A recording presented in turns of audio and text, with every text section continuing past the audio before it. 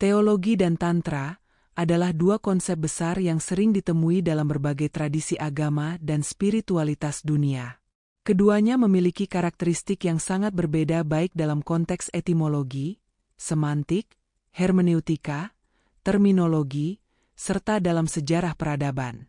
Untuk memahami perbedaan mendalam antara teologi dan Tantra, kita perlu menyelidiki secara holistik asal-usul, perkembangan, dan manifestasi keduanya di berbagai peradaban, termasuk di Nusantara. Etimologi. Teologi berasal dari bahasa Yunani, theos, yang berarti Tuhan, dan logos, yang berarti studi atau diskursus. Secara harfiah, teologi berarti studi tentang Tuhan, atau diskursus tentang hal-hal ketuhanan. Ini menekankan pada eksplorasi rasional tentang hakikat Tuhan, sifat-sifatnya, serta hubungan antara Tuhan dan manusia. Teologi muncul terutama dalam tradisi Yahudi Kristen Islam, serta dalam filsafat Yunani kuno. Tantra berasal dari bahasa Sanskerta, yang diambil dari akar kata tan, yang berarti memperluas, memperpanjang, atau menenun, dan tra, yang berarti alat atau instrumen. Tantra sering diartikan sebagai metode untuk memperluas kesadaran atau realisasi spiritual. Dalam konteks ini, Tantra memiliki dimensi yang lebih luas yang melibatkan ritual, meditasi, penggunaan mantra, mudra, gerakan tangan, dan praktik mistis lainnya. Ini lahir dari tradisi Sanskerta. Semantik. Teologi secara semantik berkaitan dengan pembahasan yang bersifat doktrinal dan normatif. Diskursus teologis berkisar pada argumen mengenai sifat Tuhan, penciptaan, wahyu, etika agama, serta doktrin-doktrin agama yang didasarkan pada kitab suci tertentu. Teologi lebih terpusat pada kepercayaan dan penafsiran sistematis yang bertujuan mengarahkan pemahaman kebenaran agama dalam suatu struktur sistematis. Tantra, di sisi lain, memiliki arti semantik yang lebih berkaitan dengan transformasi pribadi melalui metode-metode esoteris. Dalam tantrisme, realitas dianggap sebagai permainan energi, dan seluruh alam semesta dipandang sebagai cerminan energi ilahi. Tantra menggunakan simbolisme, praktik ritual, dan teknik tubuh untuk mengaktifkan kekuatan spiritual dalam tubuh manusia. Di sini, semantik Tantra lebih mengacu pada pencapaian pengalaman spiritual langsung dibandingkan dengan keyakinan dogmatis. Hermeneutika. Teologi memiliki pendekatan hermeneutika yang berfokus pada interpretasi kitab suci atau teks-teks keagamaan. Di dalam tradisi Yahudi Kristen Islam, hermeneutika teologis melibatkan metode eksegesis, penafsiran kritis, dan apologetik untuk memahami wahyu Tuhan yang terungkap dalam teks suci. Ini dilakukan untuk mencapai kebenaran teologis atau moral yang bersifat universal, terlepas dari pengalaman mistis individu. Tantra menggunakan pendekatan hermeneutika esoteris, di mana teks-teks tantrik tidak hanya diinterpretasikan secara literal, tetapi lebih sebagai kode mistis yang dipahami melalui pengalaman langsung. Teks-teks Tantra seperti Vijnana Bhairava Tantra atau Kularnava Tantra penuh dengan representasi, mantra, dan ritual yang hanya dapat diakses melalui inisiasi khusus oleh seorang guru atau guru sisya parampara. Hermeneutika Tantra bersifat praktis dan transformasional, menekankan pada pengalaman subjektif dari pengamal. Apakah guru sisya parampara? Sisya parampara adalah istilah dalam bahasa Sanskerta yang merujuk pada tradisi guru murid, atau secara harfiah berarti garis perguruan atau silsilah guru murid. Dalam banyak tradisi spiritual, filosofis, dan seni klasik India, baik Hindu, Buddha, maupun Jain, sisya berarti murid atau pengikut, sementara parampara berarti garis keturunan atau penerusan. Oleh karena itu, sisya parampara adalah rantai penurunan ajaran yang berlangsung secara langsung dan berkesinambungan dari guru ke murid dalam suatu tradisi atau disiplin ilmu. Elemen-elemen kunci dalam sisya parampara. Guru adalah figur sentral dalam sisya parampara. Seorang guru dianggap memiliki pengetahuan mendalam tentang suatu disiplin atau jalan spiritual dan menjadi pemandu yang menuntun murid di sepanjang perjalanan belajar atau pencarian spiritual mereka. Di beberapa tradisi, guru sering dianggap sebagai perwujudan ilahi atau manifestasi dari kebijaksanaan tertinggi. Sia adalah murid yang menerima bimbingan dari guru. Dalam tradisi Sisha Parampara, hubungan antara guru dan murid bersifat sakral dan langsung. Murid terikat untuk menunjukkan rasa hormat, kesetiaan, dan ketekunan dalam belajar. Sia diharapkan untuk tidak hanya mempelajari ajaran secara intelektual, tetapi juga secara praktik melalui pengalaman langsung. Parampara, ini adalah rantai transmisi atau penerusan yang berkelanjutan dari guru ke murid dari generasi ke generasi. Dalam sistem ini, ajaran yang diterima seorang murid dari gurunya harus dipertahankan, dimurnikan, dan pada akhirnya diteruskan kepada generasi berikutnya. Melalui parampara, tradisi dijaga tetap murni dan ajaran tetap lestari. Ciri-ciri utama Sisha Parampara. Pentingnya inisiasi. Diksha, dalam banyak tradisi spiritual, seorang murid harus melewati proses inisiasi, diksha, oleh seorang guru, yang menandai dimulainya hubungan formal antara guru dan murid. Inisiasi ini seringkali diiringi dengan ritual-ritual tertentu dan merupakan langkah penting dalam memasuki jalan spiritual atau disiplin ilmu yang mendalam. Transmisi oral. Salah satu elemen yang sangat penting dalam tradisi Sisha Parampara adalah transmisi ajaran secara lisan. Meskipun banyak ajaran kini dituliskan dalam teks-teks, inti dari banyak tradisi, terutama dalam Tantra, Veda, Yoga, dan seni klasik India, ditransmisikan melalui kata-kata lisan dari guru kepada murid. Hal ini memungkinkan pengajaran yang lebih mendalam dan seringkali esoteris, yang mungkin sulit dipahami melalui teks saja. Hubungan guru-murid yang sakral.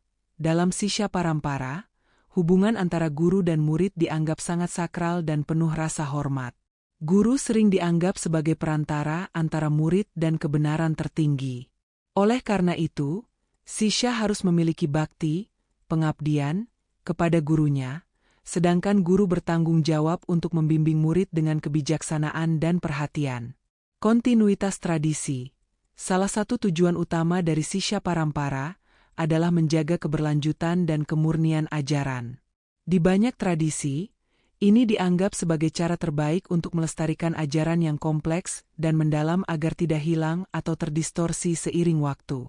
Guru harus memastikan bahwa murid memahami ajaran dengan benar sebelum mengizinkan mereka untuk meneruskan ajaran tersebut ke generasi berikutnya.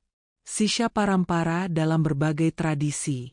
Dalam tradisi Hindu, terutama dalam ajaran yoga, Vedanta, dan Tantra, hubungan antara guru dan murid sangat penting. Sistem parampar adalah mekanisme utama untuk menjaga kontinuitas ajaran-ajaran esoteris seperti mantra, ritual, dan meditasi.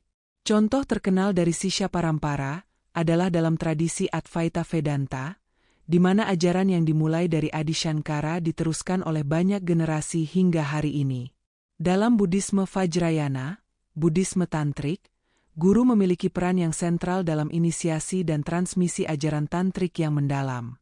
Tradisi guru murid ini sangat dijaga untuk memastikan pemahaman yang mendalam tentang ajaran Vajrayana, termasuk penggunaan mantra, mudra, dan visualisasi.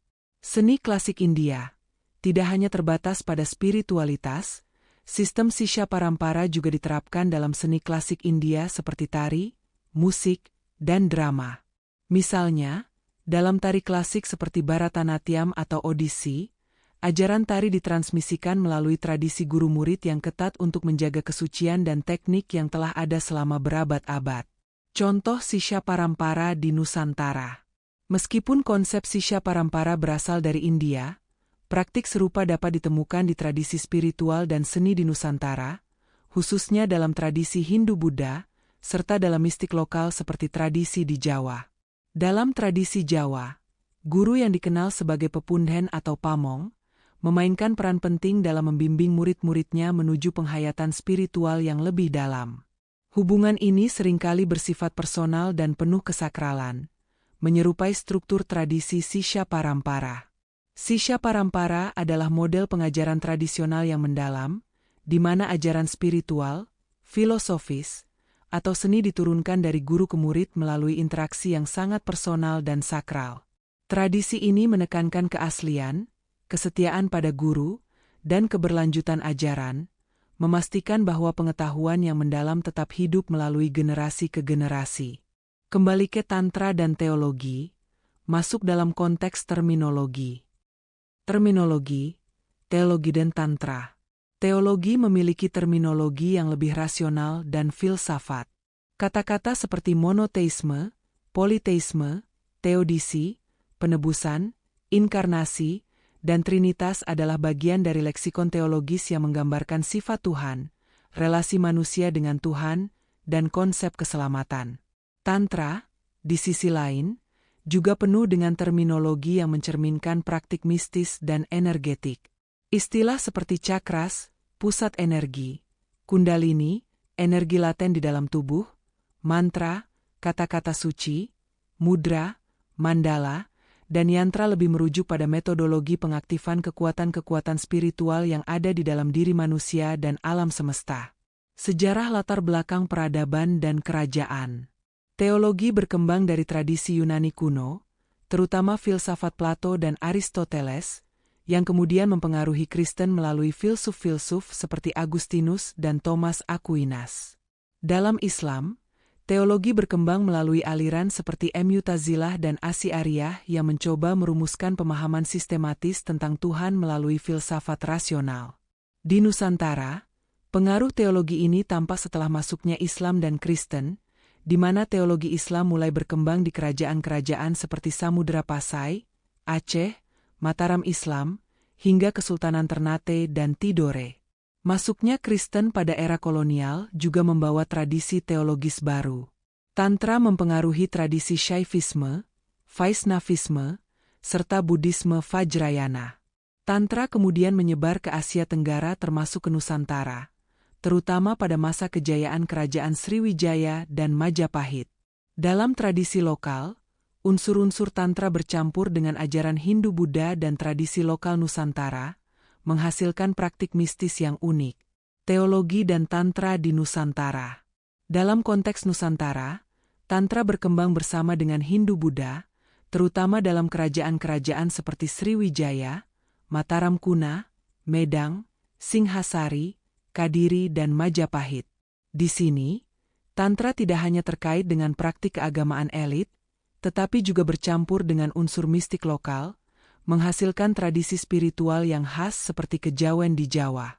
Pengaruh Tantra juga tampak dalam arsitektur candi-candi, seperti Candi Prambanan, Candi Borobudur, candi-candi di Jawa Barat, candi-candi di Jawa Timur, Candi Sukuh dan Candi Ceto, yang memiliki representasi yang sangat tantrik.